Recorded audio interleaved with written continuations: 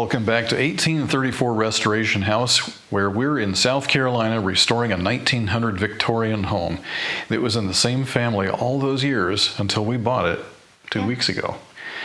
So welcome aboard. For those of you who've been with us for a long time, thanks for being with us. And for those of you who are just joining us now, a big welcome. What this channel is about is restoration. Not renovation, but restoration. We're trying to take this old home and make it look like it did when it was new, back in the day, to the greatest degree possible, while still maintaining a house that's livable in the 21st century.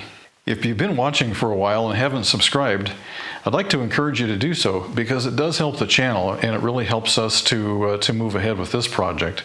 And we need all the support we can get. And honestly, the reason we're doing this is because of you guys.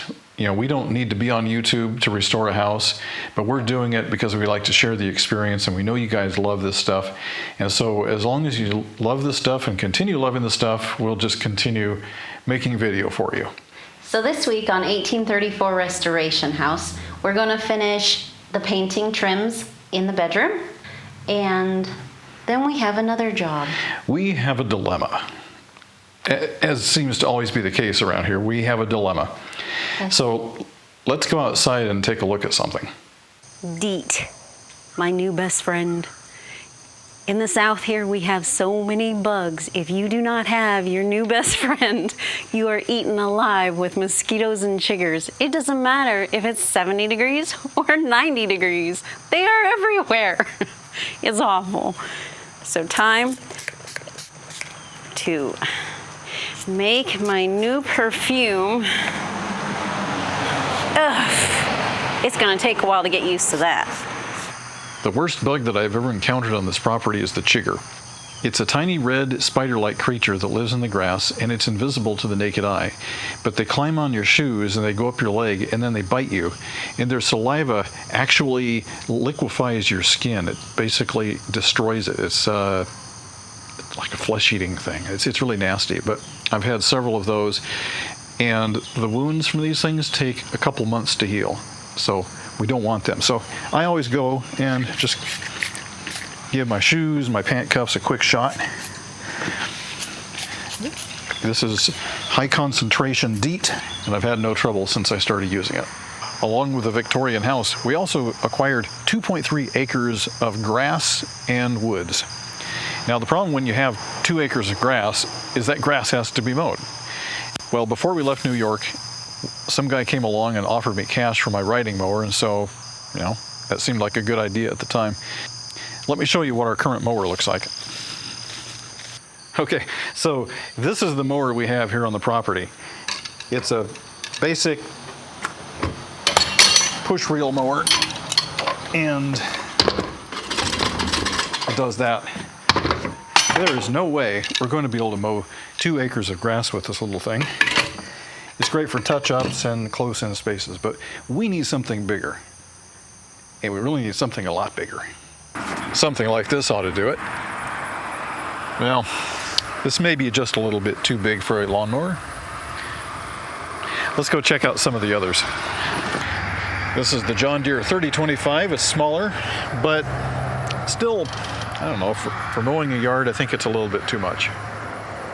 Well, this is more like it. This is the John Deere 1025R tractor, and you can buy an underbelly mower that goes under these things, and you can mow grass in a hurry, like say a 2-acre piece of property that needs to be mowed. But it also has a loader on it, which you can take off, and there's other accessories you can put on there for different landscaping or property maintenance purposes.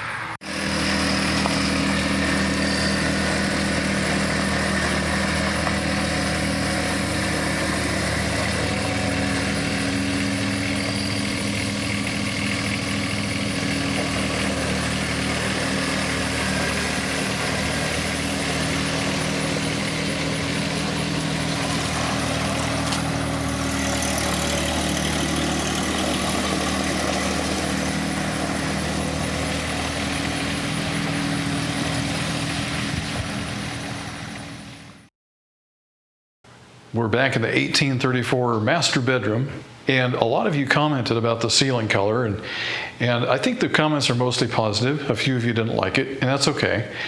But what I thought was interesting is that several of you said that you didn't like it, but as it started to go on and get towards being finished, you changed your minds, and all of a sudden it started looking really good. I have to agree. When I first started putting that on there, it looked terrible. But now that it's on, it looks pretty good. And what I'm seeing now is almost white up on the ceiling. It has a very faint blue tone to it, but it's almost white in the daylight.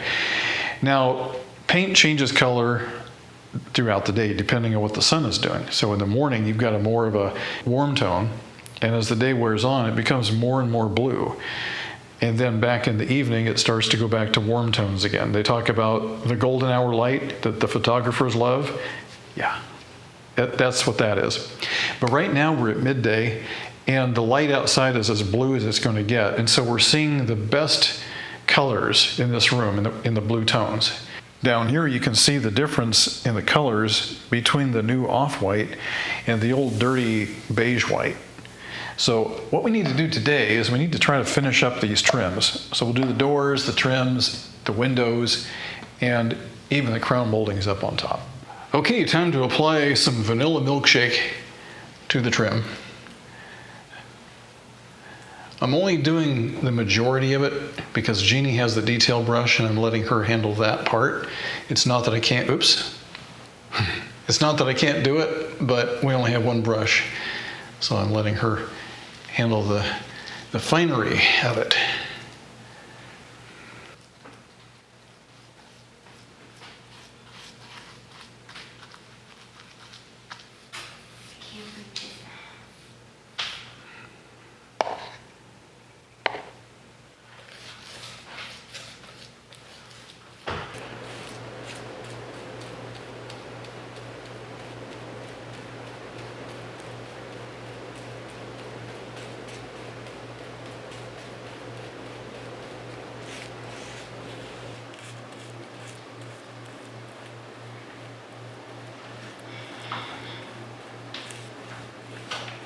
So I see you're climbing the corporate ladder.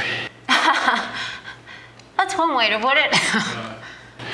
Normally she's really good at freehanding this thing, but for some reason the brush got stiff in spite of a really thorough clean out. So she's switching to tape. For me, I don't like using tape because it means that I'm just gonna slop it on.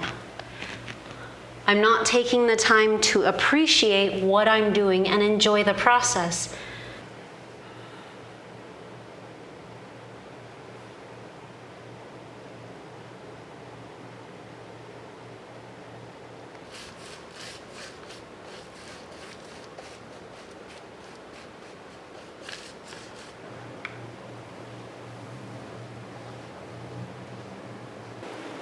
It's coming together, slowly but surely. You can see how dirty the door looks with the little bit of white on there. Even though the white's the first coat, it kind of looks blotchy, but I think it's coming together. Up there you can see a little bit of the white trim with the blues. I think it's gonna look pretty good. Check this out. So here's the door with its first coat of paint. It still needs another coat yet until it's finished. But look at the difference. So here's the dingy old paint here. Fresh, clean paint over here.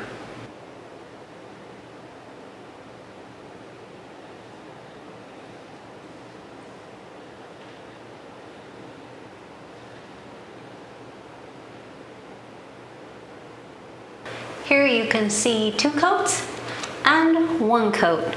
Makes a big difference, doesn't it? So looking at these, do you like all of that color? I do. I think it really cleans up the room a lot, makes it fresh.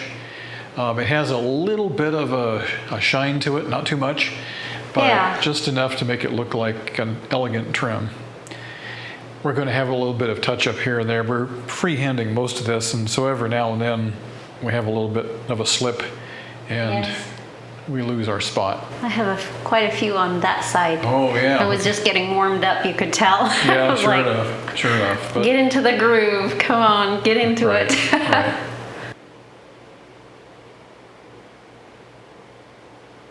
For those of you who've never been in an old house such as this, They used to use windows with sash weights. So what we're looking at here is the pulley, and there's a cord called a sash cord that runs down the wall and attaches to the window. What you can't see inside the wall are some iron weights, and they're really heavy, and the weight of the iron equals the weight of the window pane and the frame. So they're about equal. That way, when you lift up the window, it not only works really easy and is easy to lift, but it stays where you put it.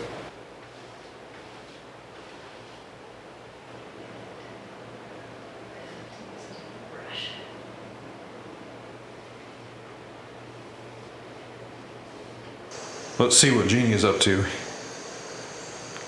Well, hello. Hello. I'm painting the windowsills. Yeah? Yep. Painting is not easy. It's taking a lot longer than I thought. There's a lot of details to it, and you can't just slop it on. Right. It's got to be smooth. It does, and you want the brush angles to go, straight down, not all over the place. Right. And then the little details in here. I don't want to paint the cord also. Right, So, the sash cords don't work very well when they have paint on them. no. Having to pull out the cords to get the brush in there without touching it is pretty difficult. And stay on the ladder without falling off. Yeah, that's challenging, but if you need a hand, let me know. I'm here for you. I know, you always are. Yes. So yeah, it's a lot of work to paint and paint well, especially in these old houses. So we're taking our time and doing a nice job. These windows are pretty worn out. There's a lot of debris everywhere. They're falling apart. So we're definitely gonna have to rebuild these at some point.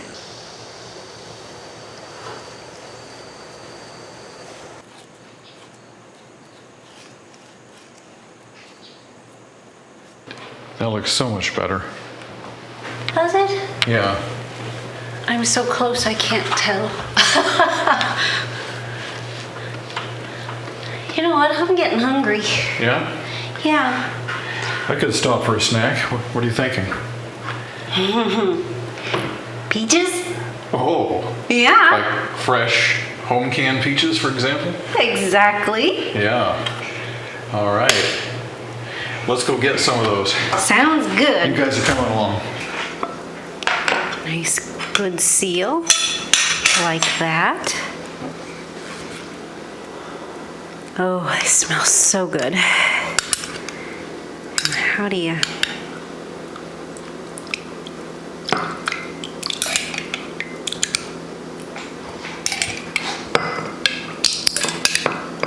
Because I like some of that juice too. Here we go. All right. Peaches 2021. Yes.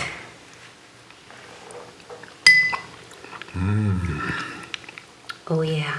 That's very good.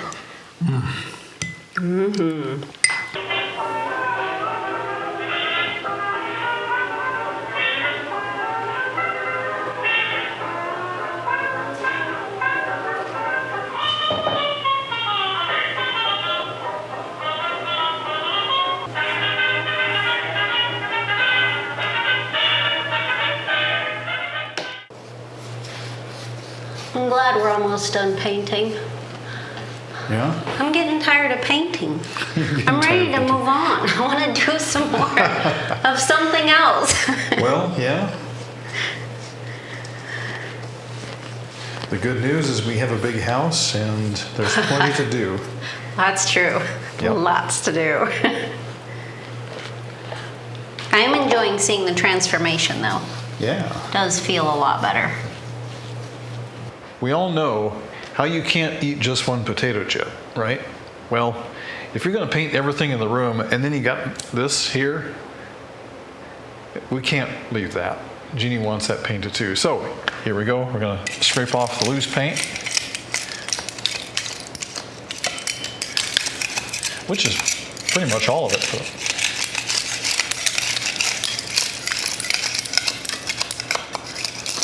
This area right here is supposed to be tiled. It looks like somebody may have taken plaster and just covered over it. We really don't know what's back there, but eventually we'll get into that and find out what it is. But for now, we're just going to clean it up and paint it. I'm putting the second coat on the mantle, and things are really shaping up in here. We're getting close to finishing, which is really exciting. Yes, it is exciting that we're almost done. I'm doing touch-up. First the light blue on the ceiling, and then I'll do the darker blue on the walls. What are you doing after that part? Well, the last piece here really is the inset around the fireplace opening, and we're going to use the same color that we used on the walls right there, because our only other alternative is to use the ceiling color, which I don't think would look good down here. It looks good as a ceiling, it's just not going to look good as an inset.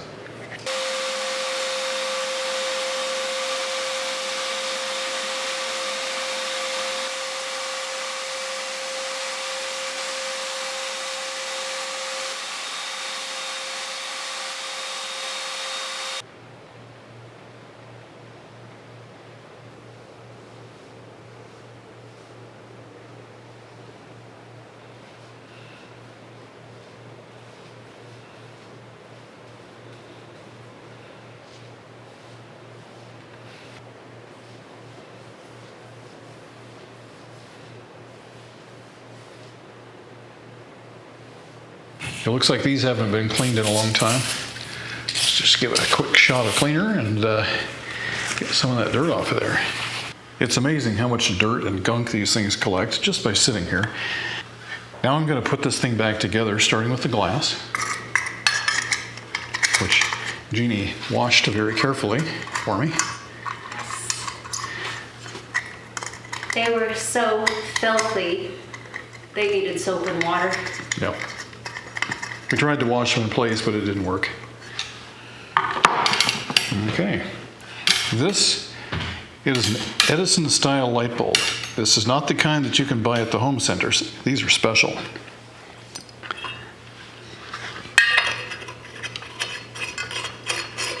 And we'll talk more about them someday.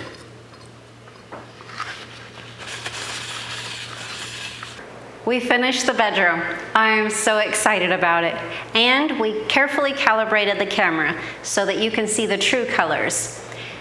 And I'm absolutely loving this blue. It's very calming, very relaxing. And I wanted to thank you guys so much for giving us the advice of not going stark white. I really like this off-white better. It is very calming and yet still refreshing. And the doors look fabulous. The ceiling paint actually changes colors throughout the day depending on the sunlight. Like right now, it's mostly white with a very faint blue, but in the evening, it's more blue. It's absolutely beautiful. These are the lace curtains I decided to put up. They're brand new and they look much nicer than the last ones. They're frilly, very Victorian, and little roses on them. I love these.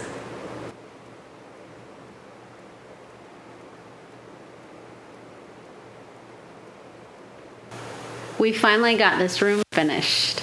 All moved in and everything. Yep, it was a lot of work, but it turned out great. The colors are just beautiful. They look good at night, they look good in the daytime, and they do change a little bit. And I'm looking up at the ceiling, which you guys can't see right now, but it really looks nice and relaxing. It doesn't really look like a deep blue, but more of just a touch of blue. So anyway, that wraps up this episode, and next week, I'm not exactly sure what we're going to be doing yet, but we'll find out together when we get there. Thanks for watching 1834 Restoration House.